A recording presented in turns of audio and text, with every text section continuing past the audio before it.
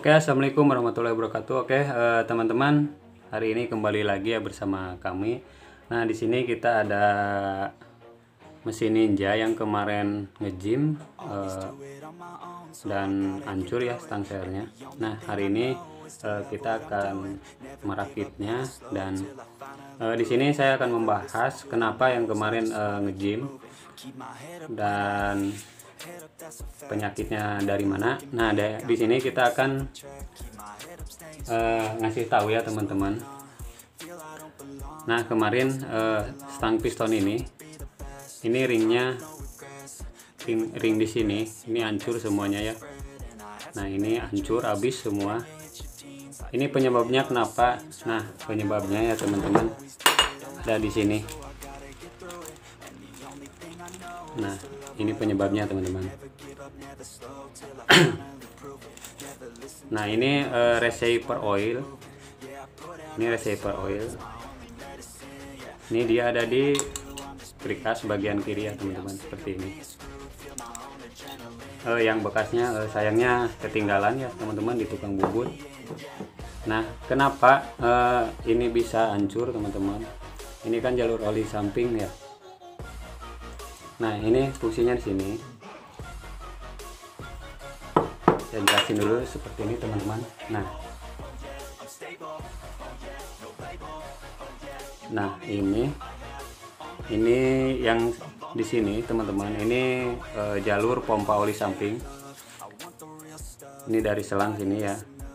Ini menuju ke sini crankcase. Nah, ini jalur pompa oli samping. Nah, dia keluar dari sela ini teman-teman. Ini ada bolong ya. Nah, dia keluar dari sini. Dia nggak akan menuju ke atas karena di sini ini kayak baut teman-teman.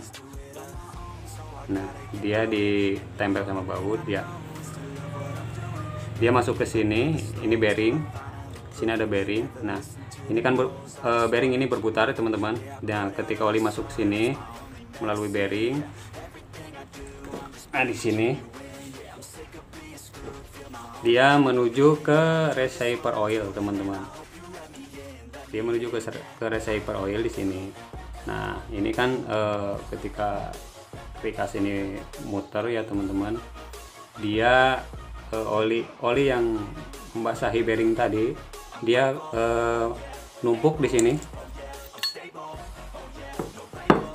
Dia numpuk di receiver oil ini ya teman-teman. Nah, dia numpuk di sini semua numpuk. Nah, dia masuk ke sini teman-teman. Nah, di sini ada bolong. Nah, bolong ya teman-teman. Di sini ada bolong, dia masuk ke stang piston. Nah, masuk ke stang piston. Jadi tujuannya receiver oil itu untuk membasahi atau melumasi stang piston ini. Dia masuk ke sini membasahi stang piston. Nah, keluarnya lewat sini. Dia keluar lewat sini.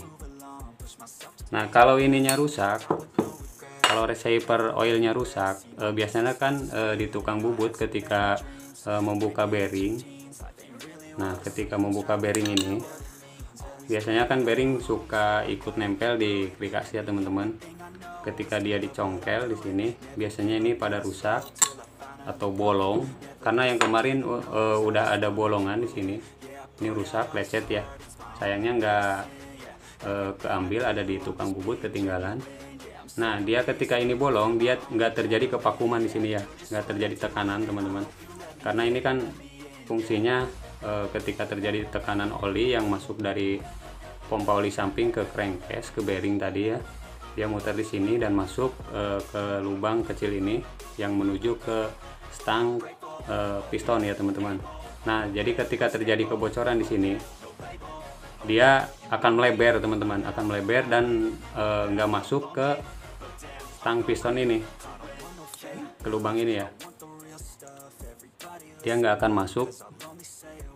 Jadi dia keluarnya lewat mana aja yang celahnya lebih gede. Jadi dia langsung ke bearing dan ke atas menuju ke sini teman-teman, dia menuju ke sini, jadi nggak melalui stang piston dulu.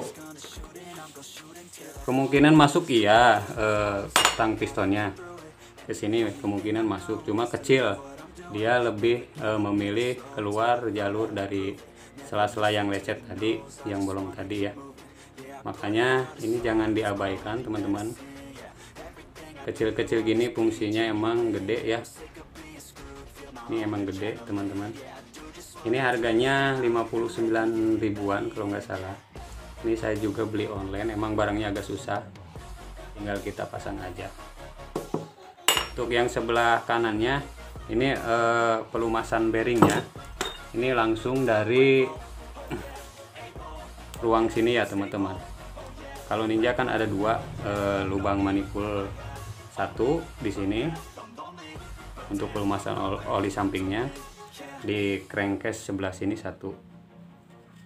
Nah untuk yang sebelah kanan nanti di sini ada oli samping ya, karena crankcase yang sebelah kanannya itu bolong kayak motor-motor lainnya ya teman-teman. Nah ini untuk pelumasan sebelah kanan dia ngambil dari sini ya, ngambil dari sini, dari manipul sini dia masuk membasahi blok piston. Nah nanti masuk melalui jalur ini juga, dia keluar masuknya dari sini sama sini ya. Paham ya teman-teman sampai di sini?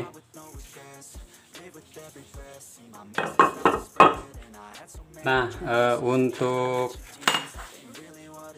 fungsi receiver mungkin teman-teman udah paham. Terus nanti kita akan jelasin juga bagaimana cara ngetopin balancer ya teman-teman, balancer Ninja. Karena kalau misalkan dia nggak ngetop, beda satu mata atau bahkan lebih, dia pasti motornya akan getar. Nanti untuk penjelasannya ikutin aja terus ya teman-teman sambil kita ngerakit. Nanti saya kasih tahu bagaimana cara ngetopin balancernya sama krik as ini. Dia harus balancer ya teman-teman, harus pas titik-titiknya. Nah untuk bloknya, ini bloknya aman. Ini bloknya aman ya teman-teman. Ini ada baret-baret rambut lah, wajar, namanya di 2 tak masih bisa digunakan teman-teman. Yang rusaknya itu di pistonnya udah saya beli, udah nanti kita tinggal ganti aja. Nah ini sekalian juga mau di modif ya, bloknya juga mau di porting lagi, mau kita bikin agak enak motornya ya teman-teman. Nah di sini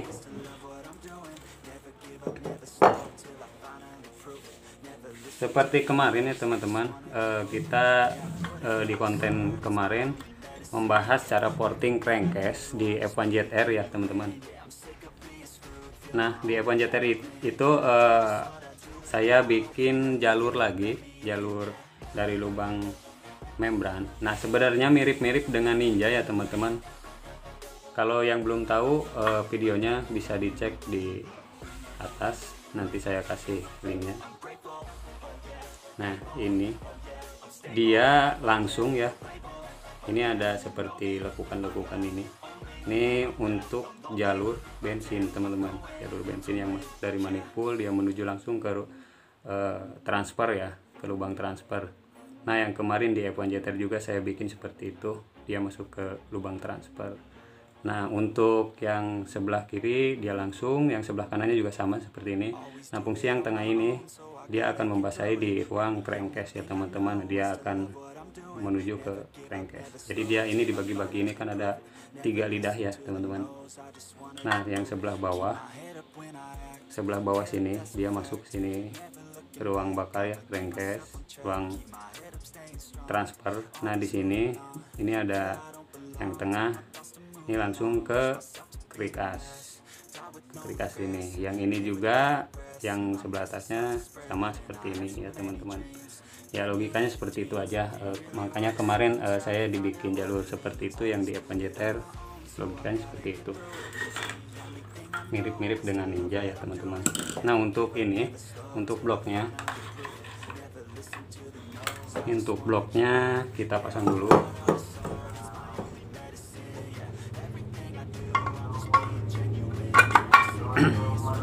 Nah seperti ini teman-teman.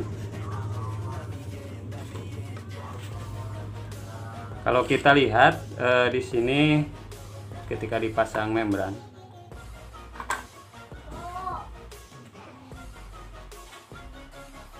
nah di sini teman-teman bisa lihat ya. Nah seperti ini. Ini kalau, nah ini dilepas teman-teman.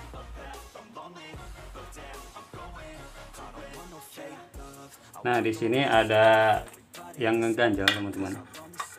Sini ya. Aduh.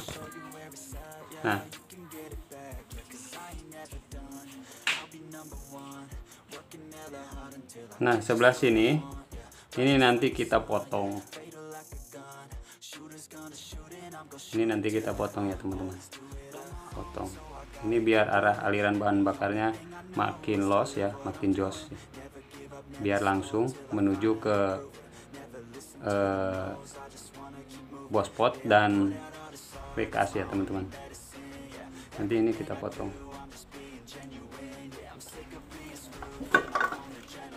Mungkin teman-teman kalau belum ada yang tahu, untuk nanya-nanya yang lainnya boleh tulis di kolom komentar. Untuk pasang balancer, cara ngetopinya nanti saya jelasin sambil masang di bloknya ya. Nah oke teman-teman, ini udah kita rakit sebagian ya. Ini udah pada kita poles crankcase-nya. Nah ini untuk bloknya juga udah kita porting ulang seperti ini ya teman-teman. Udah dipotong juga bagian bospotnya.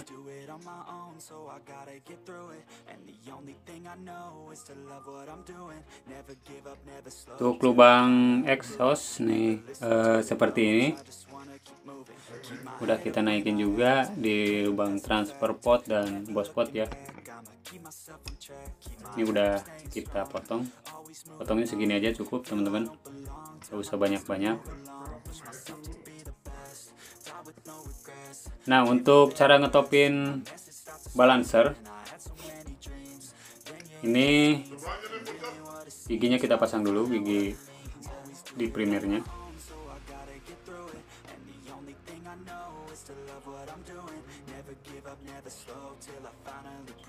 Nah ini primernya kita pasang, ini harus pas ya, titik sama titiknya. Itu kan udah ada spinya, spi giginya ya. Nah antara titik tanda ini gigi primer yang kecil sama yang gede, titiknya pas.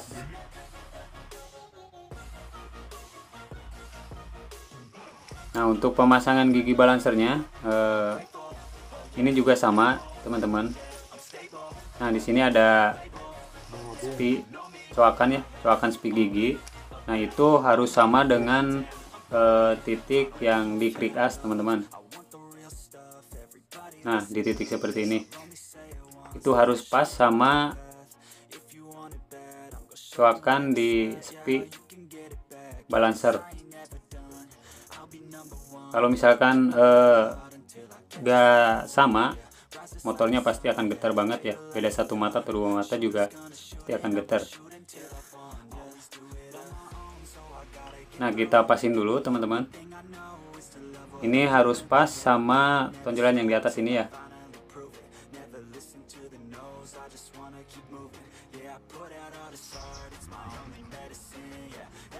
Nah ini udah kita pasang.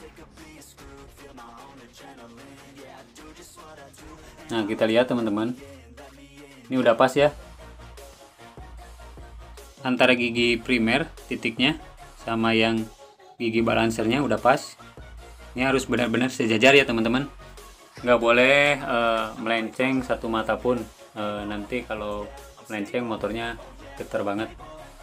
Nah ini udah pas, tinggal kita pasang murnya, kencengin ya.